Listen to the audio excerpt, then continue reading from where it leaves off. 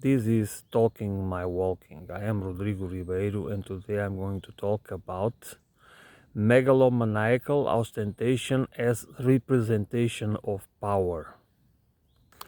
In our societies, there are many objects, buildings, architectural opus that and engineering achievements that give us a glimpse in history. They are symbols of the past, of the glory of the past, especially in the whole European, not only European, but also in many other countries around the world. They are representations of the power of civilization, of the power of imperialistic civilization. These examples of architectural and engineering achievements are often represented, or for many of us, as great achievements in aesthetically speaking, because they are artistic. Usually they have been built by artisans and with the participation of artists. They were skilled people, and that for us is, for most of us, is the representation of the human ingenuity, of the human creative imagination, and the power of society, in the sense that we can organize ourselves in ways that then we can build these monumental, these magnificent pieces of architecture and engineering and art for the glory of for the human civilization. And we are educated, instrumentalized, indoctrinated, trained to look at these works as pieces of art and human ingenuity and achievement. We are it's always about the glory of our past. It's about the sense of nationalistic patriotism, which everybody has the duty to identify with this country and culture, but everybody also has the duty to be critical about the wrongdoings and the crimes that have been practiced in the name of civilization, in the name of the imperialistic expansion and control and plunder and murder and homicide and ecocide. For what? And that's where the catch, that's where many people fail to understand, because we are educated, because we are not educated to perceive these megalomanous ostentation as representation of power. It has a coercive element in it to make us feel it overwhelms us. It makes us feel small, important, and makes us feel it has this repressive element that at the same time it is to make us feel the need to obey, to comply with the established order, and at the same time to identify with its glory as if it is our glory, as if we are not also part of the ones the social of the population that is exploited and is controlled by these same people, usually oligarchs and plutocrats, which means there is this institutional, corporate, oligarchic and plutocratic element of control, social and economic control, that is part of this symbolic system. And the narratives, and of course, that's why it is framing in ways that makes us feel part of this present or historic moments, that it's also our achievement. We are all in it. And we also benefit with it through trickle down, the process of trickle down economics or otherwise. If we only perceive these achievements as its aesthetic, architectural, engineering achievement, we do not understand that we do not understand the real or the second or third or whatever it is that the representation, the intention behind it. Because the people that are behind these projects, even when even when behind it there is the will of the people, which means that it is a decision democratically made. If you build a monument, a church, whatever it is, that has no, that is for that is a part of the institutional control of society, whether religious, political, economic, social or cultural, what you are doing, what we are doing as people, that we are not really doing something for the collective benefit. We are helping to build something that is benefiting the institutional power of that particular institution,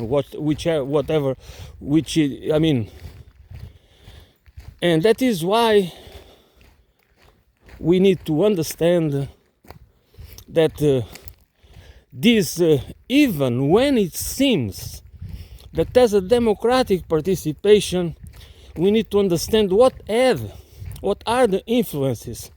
Why do we need to put our resources, our money, our work as a people of a community in something that represents power that's not controlled by us? And you can say that is a great achievement for the community in the sense that we help to build a monumental, a megalomaniac, which is again part of this paradigm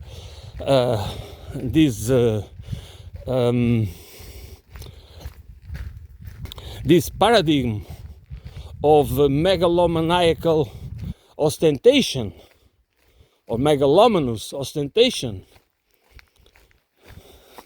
that we feel that the people can feel pride because it's the biggest of something, or is the whatever it is. But this is fake pride. This pride doesn't really change anything, and that's what they like about these kind of projects, because it's not about challenging power, and control of our lives, economic and political power, and cultural power, which is also religious and ideological, of course. Because again, let me emphasize it, even when everything is voluntary, which means that the participation is voluntary, there is no coercion or repression or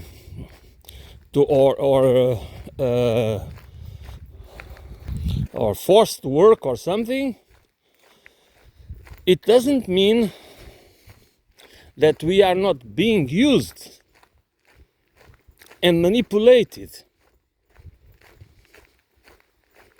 And this is the key point, that there are many of how we perceive, and many projects and initiatives and movements and organizations and groups and whatever that we participate and we agree with, don't understand that we have been manipulated in order to think that we are going to achieve something through these organizations or movements or projects or whatever. And actually we are only reinforcing the web of power.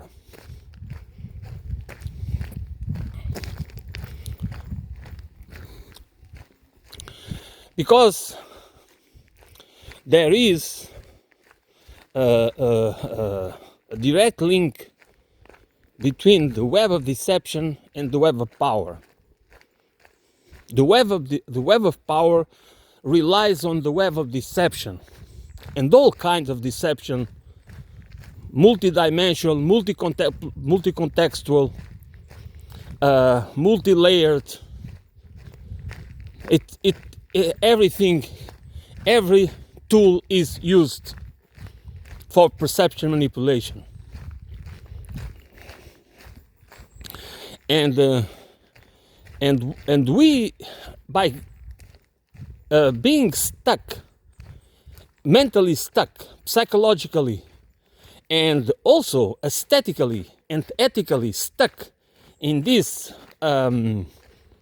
frame, linguistic framing, ideological framing, and cultural framing, we do not understand that the web of power is always using the web of deception to control us. And the most important thing is to control us without us noticing that we are being controlled. By stimulating us, by our participation. That's why this is the kind of that we participate, but we don't participate against them. We participate, whatever our participation is, it has to reinforce them, the oligarchical and plutocratical power, web of power. And until we do not get this really clear in our minds, we are always being played, being used.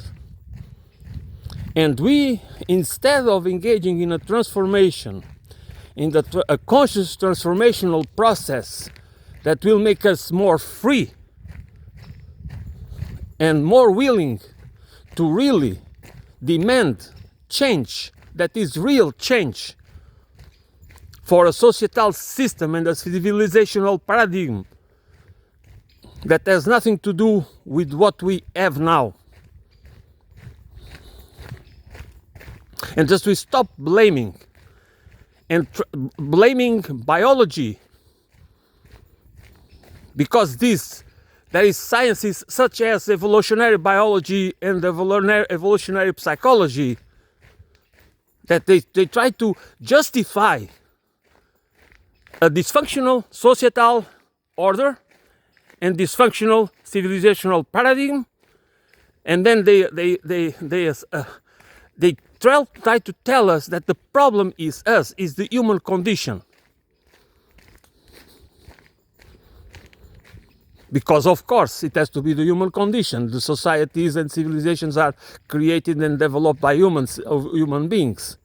So therefore, it has to be the problem has to be with the human condition.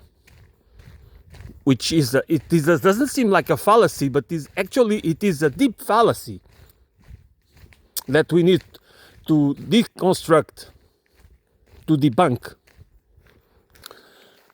The reason why most of us live in denial of these realities, or just we ignore them, but many of us do not even really understand it at all.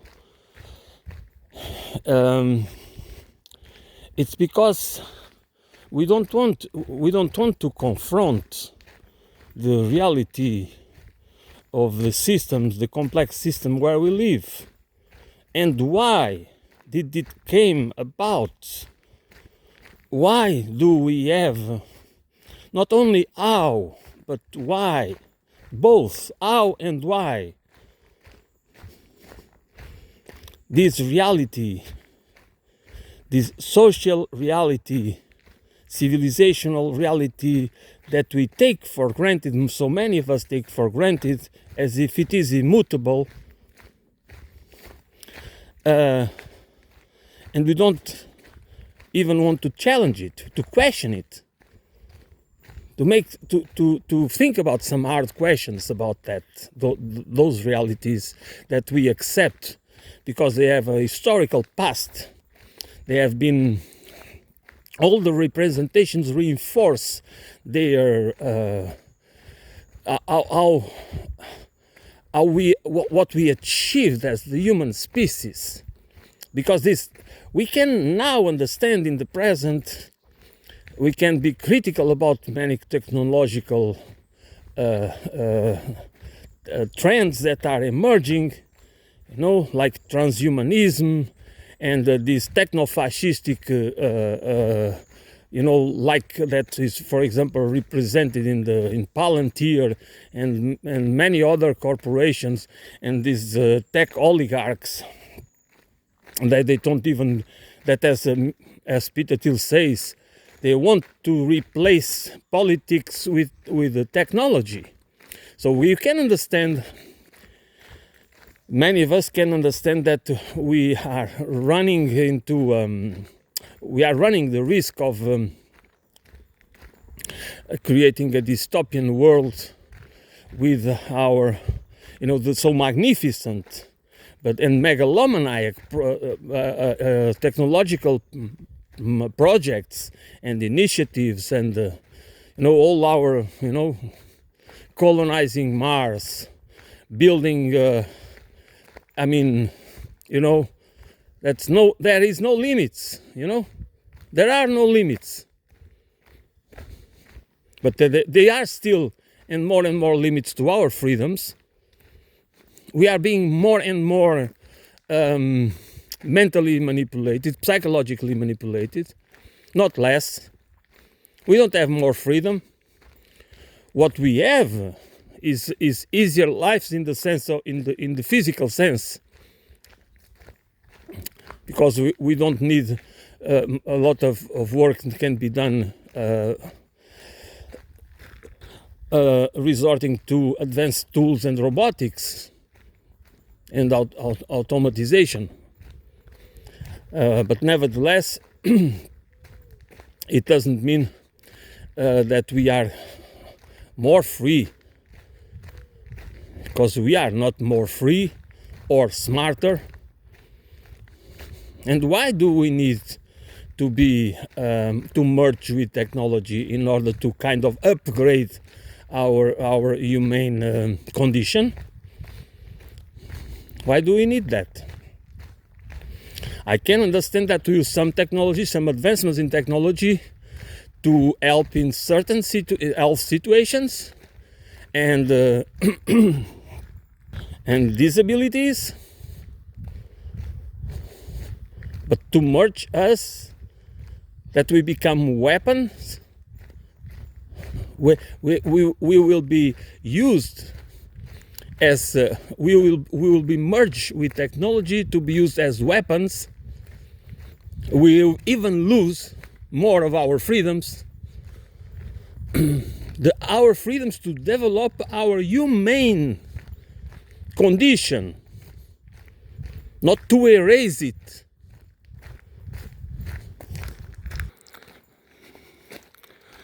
Everything in our societies is designed to project power. It's a tool, and that's why I would like people to understand that it's not only the communists. You can go to the Soviet times and you can see art, because art can be revolutionary, okay, but art, which means aesthetics, can be instrumentalized, not can be, is instrumentalized. So aesthetics and ethics also can be and are instrumentalized. That's why we have legal systems which is supposed to serve ethics, and it's instrumentalized to be part of the web of the city, to be a weapon, to be part of the process of the part of the web of the city, to serve power, to serve the ones that need power in order to be in their position, to hold their positions, to hold their wealth. The web of power is not, when people say it's another stupidity that people seek power for the sake of power. No. Power is for the sake, power grab is for the sake of wealth and for the sake of those that hold the wealth. And what they do is they really have been using a lot of weapons and tools, psychological, social, cultural, ideological, legal, political, in order to transform us into their accomplices, voluntary servitude, to serve them. Because at the same time we are assuming that we are also defending our rights.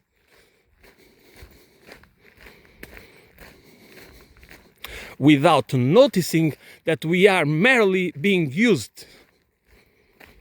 It's nothing about freedom, any form of freedom. It's always,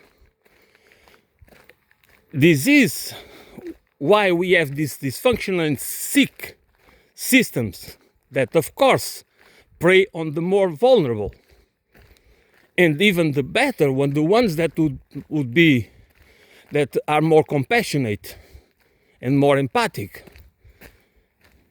and the ones that would like to live in societies where trust, justice and truth matters. Not it's just a fantasy, part of a fictional world that doesn't match reality, but it could, it can, and we should fight for it.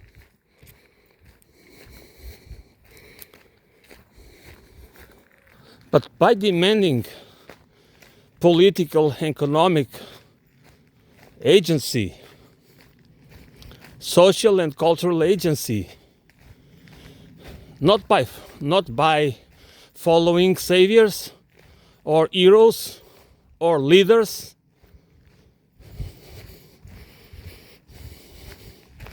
that's not or authorities, experts. We can use them as consultants. That's the main reason to have people that are experts in whatever it is. They have either technological skills or scientific skills, or they have the knowledge that can be used as advice, but not to take them as the truth holders. Nobody owns the truth.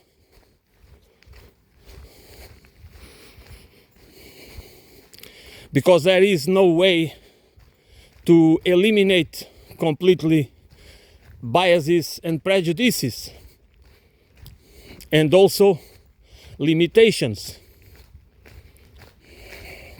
And if you believe that technology doesn't have the same problem, because even technology has its limitations,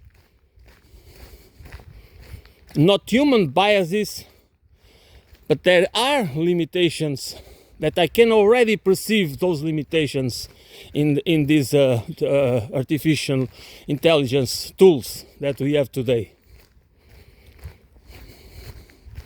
It's the system, garbage in, garbage out. This is a good principle to start, to have an analysis. You understand what we put in the pot, it matters a lot to the meal we get.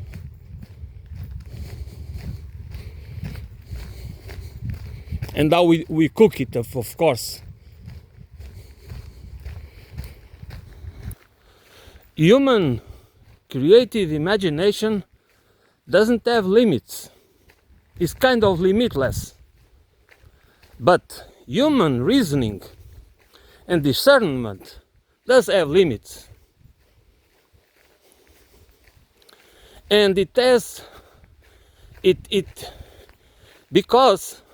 but the limits, the natural limits of it are not the problem. The problem is because of acquired ignorance, which means the wrong perceptions, the limits imposed, the limits and distortions imposed by wrong perceptions,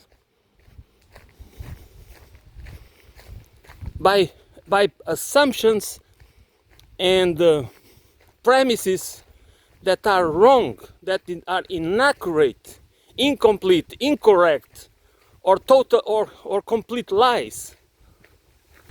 This is why a substantial part of what we take as scientific knowledge is only pseudoscience.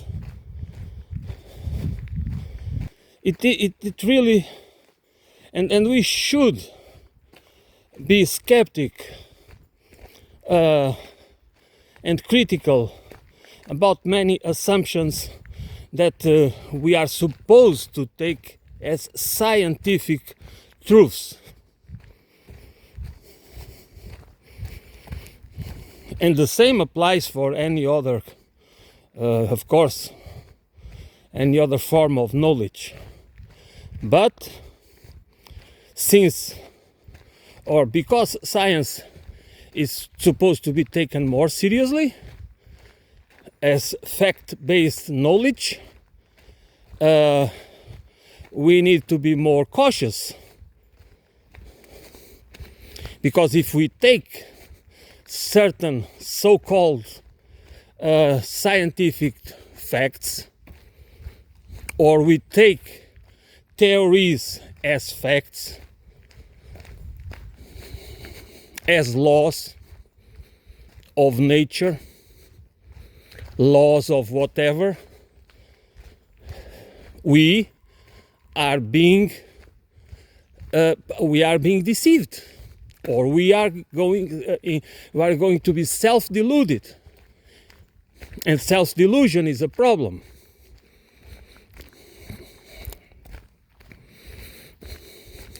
Because all this, because much of the scientific knowledge is produced by people that reflect that his behavior, his understanding of reality reflects the dominant values and principles and norms.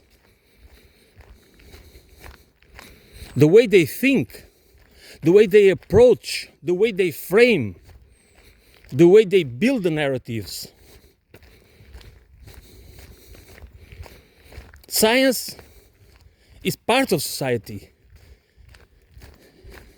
Science doesn't exist in the absence of culture or society. Even art sciences. And it is a mistake, if it is a huge mistake, if we do not perceive it like that. Because then we are open to all sorts of manipulations. And that's actually the reality.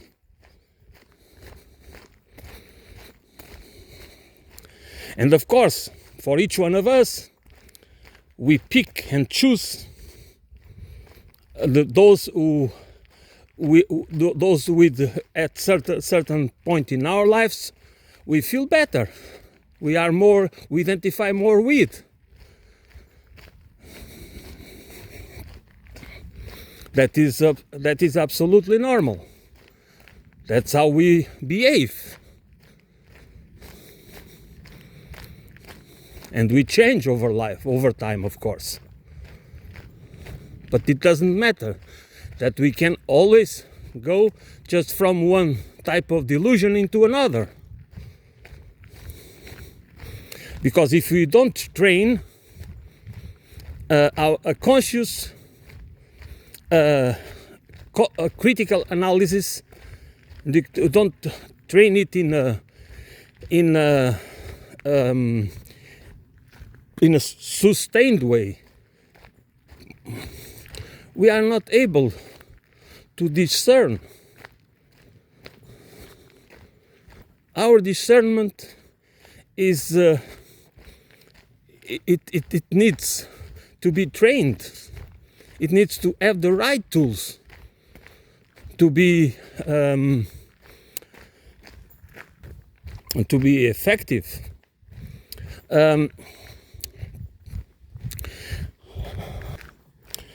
All these processes happen in a living organism.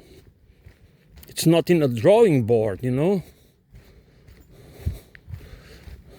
It's a living organism. That is the main task of our organs, of our systems, is to run this living organism, to keep the homeostasis in perfect condition. That's the main task of our systems.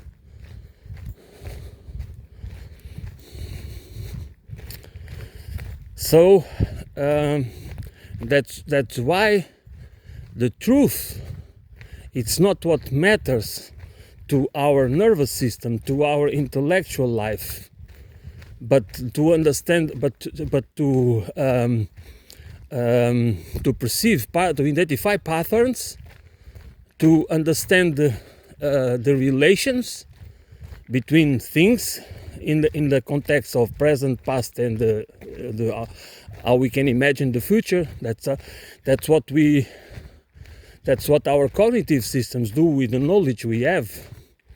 It's not really to pursue the truth, that it has to be intentional, that it has to be trained. It's not the original or the innate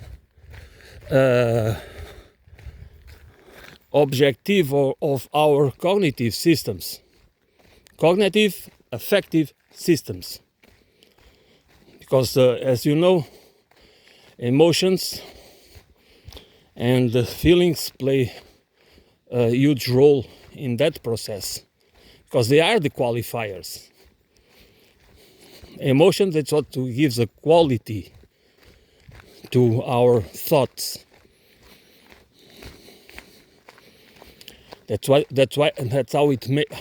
it helps us understanding and perceiving, the identifying the patterns.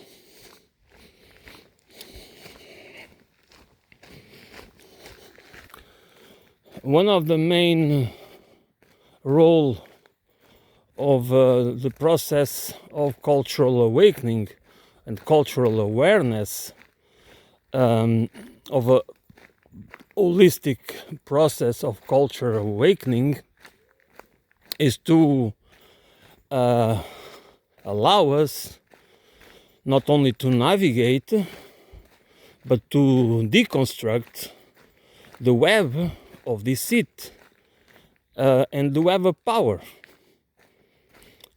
which is everywhere, is omnipresent, is ubiquitous, and therefore it is as part of what we perceive as natural environment. We don't perceive it as something strange, because it's our environment. It's how we recognize it. We don't need to think about it. It's just automatic. Like the glorification of and idolization, it's the idolatry of individuals, organizations and institutions, is always wrong, because there is no individual. It doesn't matter how genius, how smart, how this, how that. And by the same token, there is no institution, there is no organization, corporation, group, movement that doesn't have flaws and limits in understanding. So doesn't make any sense that we put anything in a pedestal. We need to be skeptic, but not in a negative way. We need to be critical, but we need to be critical in the sense of building, of sharing. Because in the end, what we need is a society where we understand our relational nature, that our sociability is relational. Whatever you need to build needs to be relational, needs to be in a balance, relational balance with our fellow citizens, fellow human beings, but also with all the living beings and systems on this planet Earth. Do not look elsewhere to work on yourself. Look here, on this planet. That's where we need to build something that is humane, that truly represents our humanity.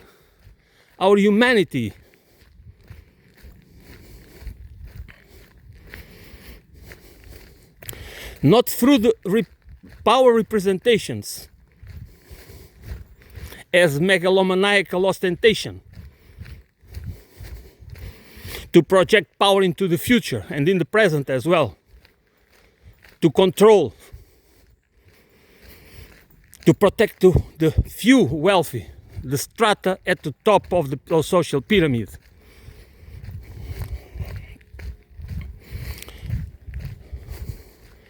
This is where we need to work, to use our cognitive and intellectual resources,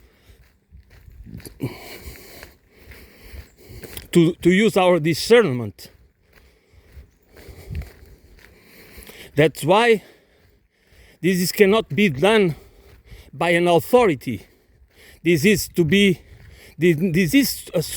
about elevating the anonymous people, us, all, in spite of our limitations, in spite of our differences, in spite of our priorities. We can do it, because what we need is agency, and we need to have a different perception of the human condition.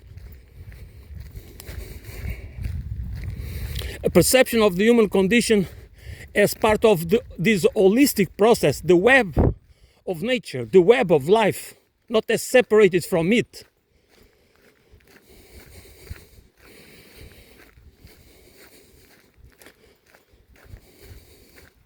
This is the core of the problem of the web of this seat that preys on us to defend, to support power, to support those that believe that we exist to serve them, and they transform it into a cultural and social reality that infects all of us. Then we all become, we all mimic them, because our social nature we learn by mimicking.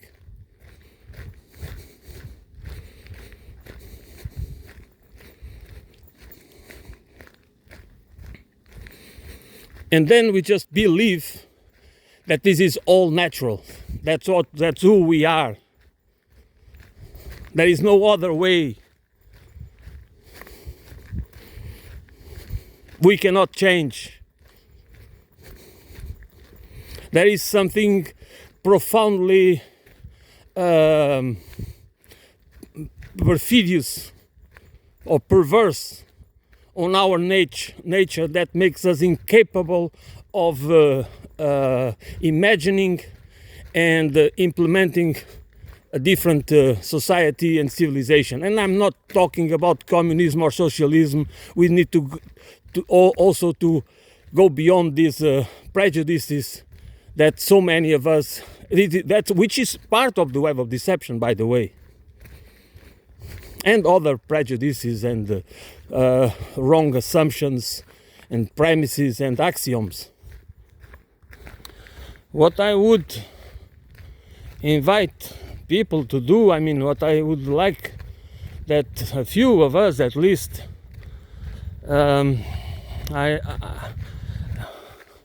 would at least defy, challenge, question so many assumptions, even based on many pseudoscience facts that are actually pseudoscience, not real science, and try to perceive themselves and in the web of life, in the web of nature, and perceive a culture, imagine a culture and a societal system and a civilization. As I said, imagination, our creative imagination is limitless. Our reasoning and our reasoning has a lot of limits. But our imagination is as kind of this ability, provides us the ability to imagine new realities, which involves reasoning, of course. But when we reason, it's usually about, when I'm talking about reasoning, is about reasoning of the reality that exists, instead of imagining and confronting new ideas and new perceptions of reality to the ones existing ones that are the ones that shape ourselves, shape our behaviors, shape our identity, shape our behavior, shape our identity, and shape our relations, the way we relate to each other. And that is and it's not as simple to that we are oblivious to that.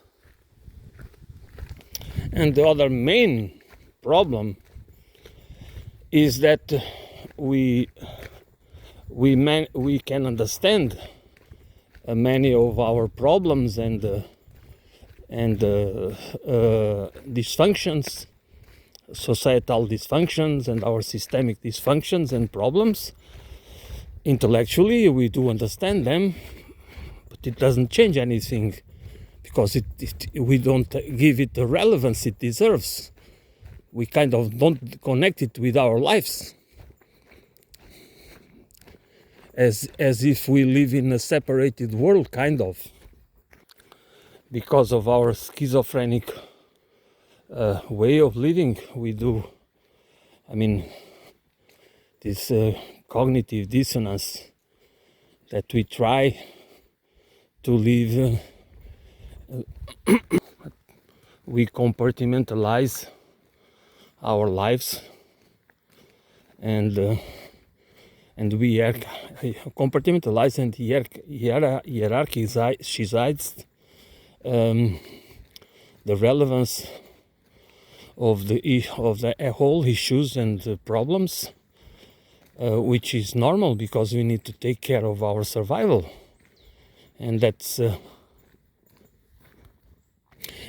is imposed by this reality. That's why we do understand many things, many of the problems and issues and dysfunctions at intellectual level, but it doesn't reflect deep on us, on the change, that is not part of a conscious transformational process of ourselves, because there are other issues more important, more relevant for our immediate survival, that do not allow us to really go deep and systemically to have a systemic approach of this reality of our lives. And that's why we live in this denial and cognitive dissonance, that in spite of us understanding the problems intellectually, we do not do anything in order to make it part of a conscious transformation process of ourselves. Then we have these alternative solutions, part of some spiritual, that we use this alternative bypassing the reality, because many of the solutions that we most of the time have to pay for them, they are part of only bypassing, not confronting the reality, but bypassing it, by ignoring it. And most people do not get it. That's what they are doing. They are not facing the problems, they are not confronting the problems, they are not going to the core and the roots of the problems, but they are using techniques and paying for it many of the time to bypass them, to give a blind eye to them. And of course, they are not going to solve the problem. They might going to feel better for a while, but they are not solving anything. They are trying. In the end, this is part of a process of complying with the existing reality. This is what people do to not feel the need to confront the reality. And that this is the reality, okay? That's why we do not even dare to challenge our convictions and premises and ideological biases, because we just want to keep going on with our lives. Even sometimes they are meaningless, we know that. Our relations do not give us what we would expect from them. Business relations, professional working relations, family relations, and many of even friends. It doesn't matter. We see the problems on others or we see the problems on us. And we don't see the problems as part of a system, an existing system, that where these things spring.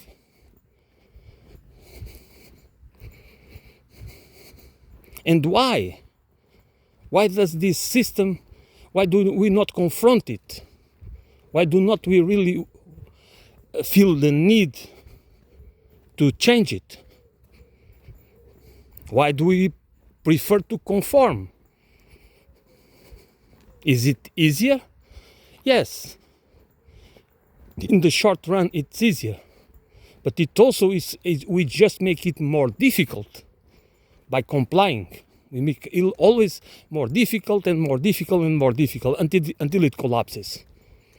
Or brings us into a war. Or because the system is not, this system we have is not sustainable by any means. So therefore, it is set to collapse. Or even before collapse, the collapse can become in the form of a war, of a major war. Or, as it happens usually, it is inflicting pain in 20 or 30 or 40 or 50% of the population. It depends. That's how the system works. To solve its problem, or either goes into war, or inflicts pain in 10, 20%, 40, 50% of the population, or even more, to sustain the unsustainable, to protect the wealth through the web of deceit and power. That's always about that. And then in the end, it collapses. Because it is in its nature.